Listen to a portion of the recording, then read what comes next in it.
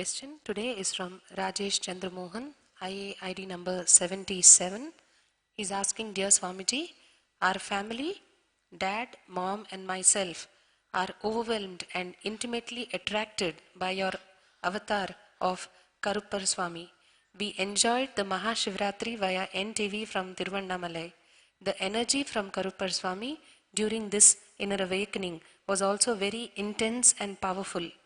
Please share your mystical experiences with Karuppar Swami, Kala Bhairava. Rajesh Chandra Mohan. Understand, I'll introduce the Kala Bhairava. In North India, he is called Kala Bhairava, in South India as Karuppanna Swami. He is the causal body, the source from which everything comes out. Shiva has multiple dimensions. Please understand. When I am writing a book, I am a writer. When I am speaking, I am a orator. When I am initiating, I am Guru. When I am giving boon, I am God. So many of my dimensions, but it is me in everything. Same way, Shiva has so many dimensions. Kala Bhairava is one of his dimension. Every action of Shiva becomes one dimension of him, an independent energy and graces people. So the Shiva who destroyed the ego of Brahma and gave enlightenment to Brahma is Kala Bhairava. Suddenly one day Brahma thought, I also have 5 heads, Shiva also has 5 heads. I can do everything, whatever Shiva does, and I am Shiva. Actually, when you are Shiva, you will not feel you are Shiva, others will feel you are Shiva. You will just feel only emptiness, that's all. But this Brahma has become a little egoistic. Not only he has become egoistic, he started doing forgery work of Shiva. Whatever Shiva is supposed to do, and this fellow started interfering. Just Mahadeva threw a small nail from his finger, and that nail assumed the form of Kala Bhairava, went and cut the head of Brahma, just like that, casually. And that skull only is in the hands of Kala Bhairava. Brahma Kapala is in the hands of Kala Bhairava. And Brahma's ego was destroyed and he became enlightened. Then onwards, he became useful to himself and to the world, and deeply grateful to Shiva. So same energy came again in Pandya kingdom in the South India to destroy the ego of a king. See, there was a king, and Manikyavasakara, a great saint, was the minister. And the king told the minister, go and buy horses for the army. He gave the money. And this saint, when he was traveling, suddenly on the way he saw one enlightened being. And he fell in love with that being and he became disciple. That enlightened being initiated the saint. Shiva himself came as enlightened being. And Manikyavasaka, the saint, became enlightened by that Shiva's initiation. And he thought, why unnecessarily spend money and expand the army? I will create peace in the country. He spent all the money and built the temple for Shiva. Then, on the particular time, the horses were not coming. King imprisoned that saint, Manikyavasakar. So Shiva himself converted all the wolves and foxes which stays around him in the cremation ground into horse, and came as a chief of the horse army, sitting on the horse, and handed over all these horses to king and went away. That night itself, all these horses came back, became wolf again. Not only they became wolf again, they killed all the remaining horses which he already had in the army and ran away. King was shocked. Then he realized the Shiva himself came. So he released the minister. Shiva appeared and blessed king and the kingdom. Don't worry, there will never be a war. You will never be affected by any of these calamities. I am there. You protect Shiva's devotees and Saiva Sampradaya, I will protect you. That is the time Shiva says, if my devotees are affected or disturbed, I will destroy the whole country. That was assurance given by Shiva only at that time. Still it is alive. This assurance has no expiry date.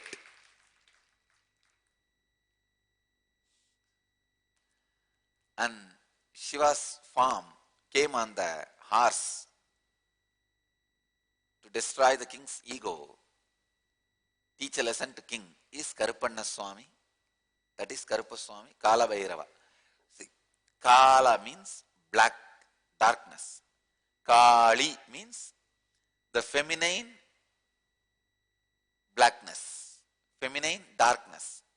Kala means the masculine darkness. Karuppu means again in Tamil darkness. In Sanskrit we call Kala, in Tamil it is translated as Karuppu. The causal body, the source from which everything comes out is Kala Bhairava, Karuppanna Swami. Kala Bhairava was a powerful protector. Kala Bhairava always stood by me from the young age as my security. There is so much to share about Kala Bhairava. All right, let's go to the next subject. Next question. The next question is from Ong Keen Ann, IA number 4. She's asking, channeling is very popular in the West. One of the most famous New Age channeling material is the Seth material through Jane Roberts in the US. Swamiji, may I know the similarities and differences between Vedic knowledge and channeling knowledge? Thank you. Ong Keen Ann, I do not know. May I know who it is? Number 4. I have no, not much. I don't have any experience about this channeling. And I'll read and understand what is channeling, how it is happening. Then I'll compare both the Vedic Bhavadarshan and the channeling.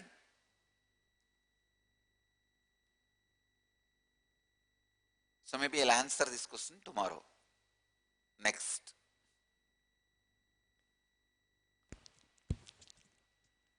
The next question is from Magda Begala, IA number 23. She's asking, Dear Swamiji, can you clarify if being in meditation continuously is being in consciousness continuously? Magda Begala, yes. Either you are in consciousness or you are in unconsciousness. That's all. There's no midway.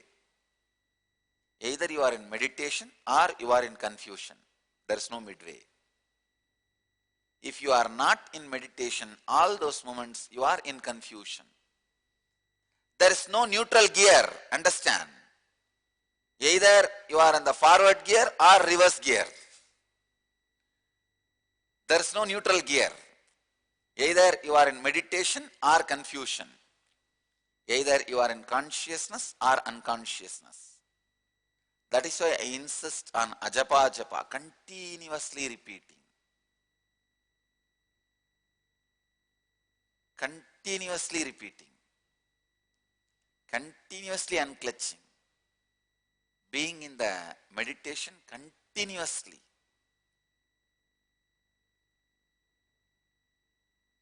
Everything. When you are in meditation, Please understand, everything shines. Either you live in meditation to be conscious continuously, or you live in confusion to be unconscious continuously. Next question. The next question is from Mona, IA number 61, who's asking, Dear Swamiji, I came to your lotus feet through the grace of Ramana Maharshi. I watched a discourse of yours on Astha TV, UK. At the end of the program, I found that you were from Tiruvannamalai. As soon as I heard Tiruvannamalai, I started researching. The end result is that I am here with you now. All searchings and seekings are over. I surrender my whole being to you. Any moment I take my sight off is a moment wasted. My question to you, Swamiji, what were you seeking when you started your wandering across India? You were already an enlightened being. At what stage did you feel that that particular journey had been completed? Please describe your wandering across India. I feel that it was Maharshi himself who brought me to you, a living master. Could you kindly comment on this, please? Thank you, Swamiji. With lots of love, Mona, IA number 61. Mona, please understand,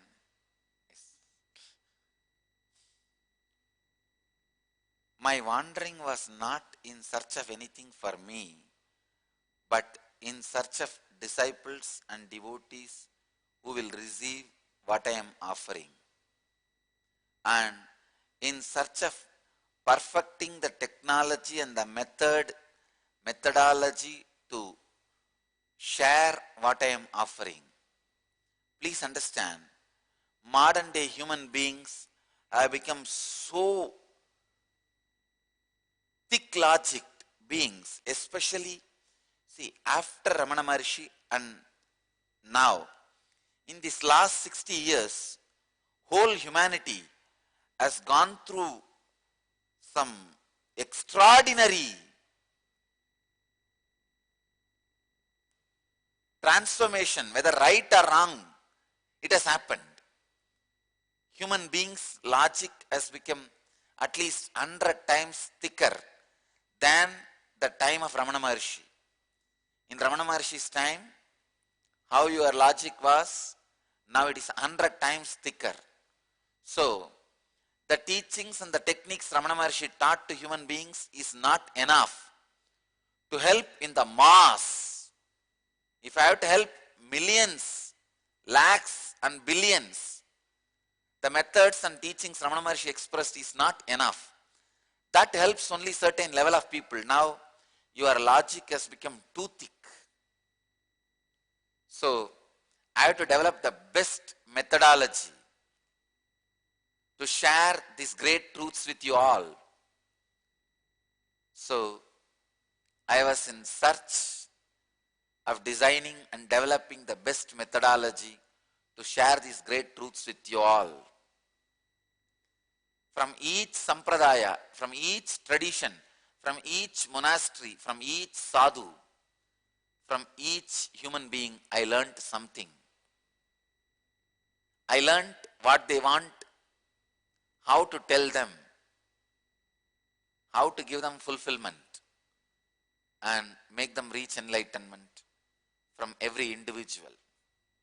So, my wandering across India, it was not just across India, to tell you honestly.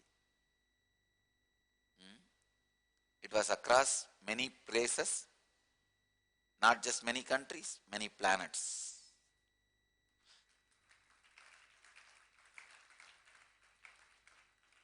At 2000,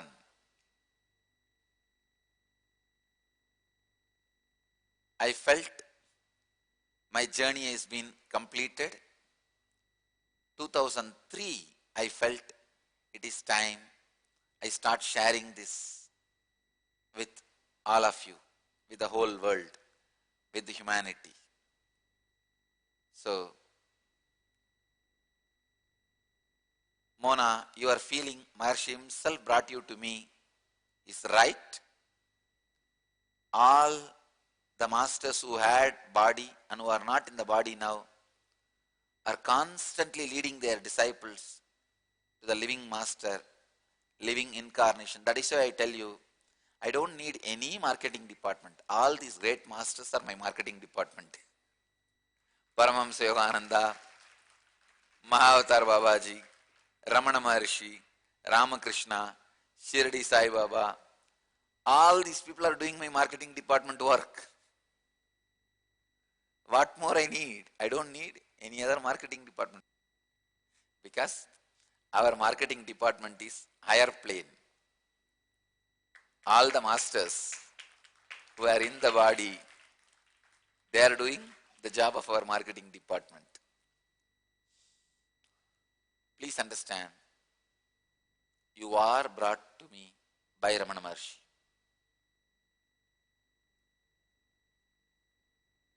Maybe within IA, inner awakening, you will have his darshan, either in the dream or in the vision. That will clear your doubts. Blessings. Next. The next question is from Terry's son, IA number 92. She's asking, how does one transform from individual love to great love? We are so conditioned to relate to people through our logic instead of our heart. How do we unclutch from the restrictions of the mind to see everyone as the same? Great love is a beautiful concept, but how do I start the practice so I can strive to live with this ideal and turn into a practical reality in this lifetime? Terry Sun, IA number 92. Terry son, understand. The only hindrance between the individual love and great love is the hatred you carry for few people and few things. That's all. Please understand, great love is like a ocean. Individual love is like a small area of the ocean which you covered by creating a small wall, by throwing stones, big rocks into the ocean. You created a small part of the ocean as a pond and you call this as yours. Now, what separates the small tank and the ocean? Those small stones. Same way, from the great love, you carved out a small portion as an individual love. The stones you have thrown to carve out the individual love is the hatred you carry for few people and few things. The one and only method and most practical method to make individual love to great love is remove all that hatred for people and places or beings, for anything you carry in you, by completing with those beings, with those people, with those places. If you have a hatred to a particular person, sit with him, sit with her, do the Purnatva Kriya. If you have hatred with some object, go and sit with that object, do Purnatva Kriya, it responds to you. If you have hatred towards some places, go to that place, sit with that place and do Purnatva Kriya, it responds to you. I tell you, remove all the hatred and suffering you are carrying through and with so many objects and persons and people. Purnatva Kriya means completion. Go and sit with that person, talk it out, share why you felt what you felt, and go with the deep acceptance mood, relate with that person and try to heal the wounds.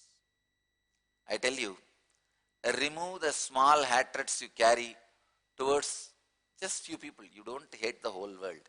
Maximum 20 to 30 people you may be hating in your life. Remove that hatred. Simply the individual love will become great love. Alright, last question. Finish it. The question is from Anshul Chaturvedi, Lucknow, India. He's asking Pujya Swamiji, Vedic tradition describes yatra as one of the important spiritual rituals which every person should do at least once in his lifetime. Can you say something on the significance of doing yatra or pilgrimage, especially with an enlightened master? Also, would like to know, why do you give the initiation into saffron robes for those traveling to Kailash with you? Is it like a temporary sannyas? Anshul Chaturvedi, Lucknow, India. Please understand, yatra, spiritual pilgrimage, is such an important dimension for every spiritual seeker. Getting out of the place you are living, where your identity is living, where people perceive in their own way about you, first gives you the freedom to be out of your identity. When you go to these high energy centers like Kailash, not only your old identity is removed, the possibility for the growth of new consciousness happens. Especially with an enlightened being, he will properly use that situation and create identity crisis in you and clear your old identity and create complete new inner space. And you are asking, I would like to know, why do you give the initiation into saffron robes for those traveling to Kailash with you? Is it like a temporary sannyas? Anshul, it is not temporary sannyas, it is glimpse of sannyas. Understand, there is a difference between both. The word temporary sannyas and glimpse of sannyas. When I say glimpse of sannyas, I am inviting you, inspiring you to be with it completely. I am giving you the glimpse of it.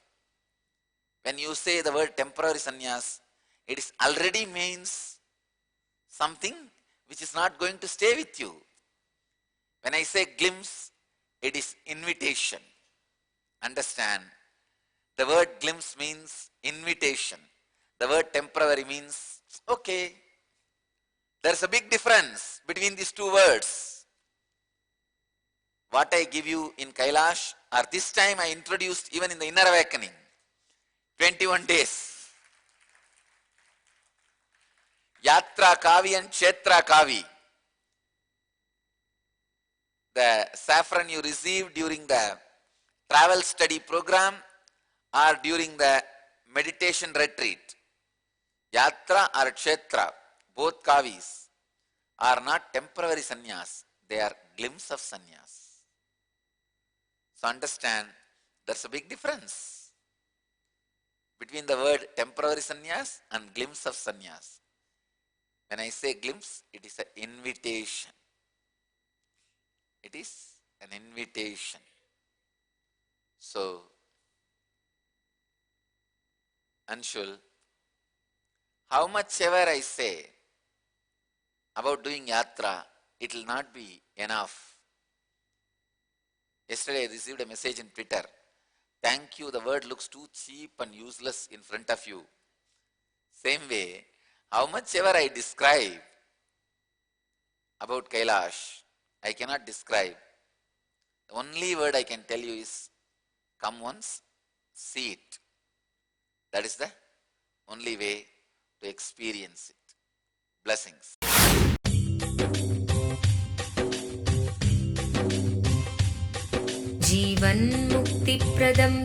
Paramahamsa Nithyananda, a rare living incarnation, is named among the world's 100 most spiritually influential personalities today. Paramahamsa Nithyananda has been placed alongside Dalai Lama, Nelson Mandela, Oprah Winfrey, Paulo Coelho and others by Mind, Body, Spirit, the world's top esoteric magazine from Watkins, London's oldest and largest bookstore. A yogi by birth, he has been expressing his power of enlightenment since birth. He has authored more than 500 books in Tamil and English. Translations of these books are available in 26 languages in Telugu, Kannada, Malayalam, Hindi, Sanskrit, Gujarati, Oriya, Bengali, Marathi, French, Malay, Polish, Portuguese, Italian, German, Danish, Spanish, Russian, and Chinese. He is also an exemplary speaker with over 10,000 hours of profound life solutions through his discourses. Social services such as Annadan, free medical care, free educational services with ashrams, schools, temples, hospitals established in more than 140 places around the world, offering exceptional services. A powerful spiritual healer who has healed millions of people of diseases from migraine to cancer. A Kriya Yogi who has formulated Kriyas for physical health and mental well-being, benefiting thousands. A living master who offers practical solutions for our everyday problems. He is the founder and spiritual head of Nithyananda Dhyanapitham, a spiritual powerhouse who has revived the sacred Vedic tradition by establishing Vedic temples in places like Los Angeles, San Jose, Seattle, Toronto, Ohio, Oklahoma, Phoenix, St. Louis, Malaysia, Brazil, Paris, Guadeloupe, Dallas, New York, New Jersey, Atlanta, Calgary, Vancouver, Singapore, and places in India like Bengaluru, Hyderabad, Tiruvannamalai.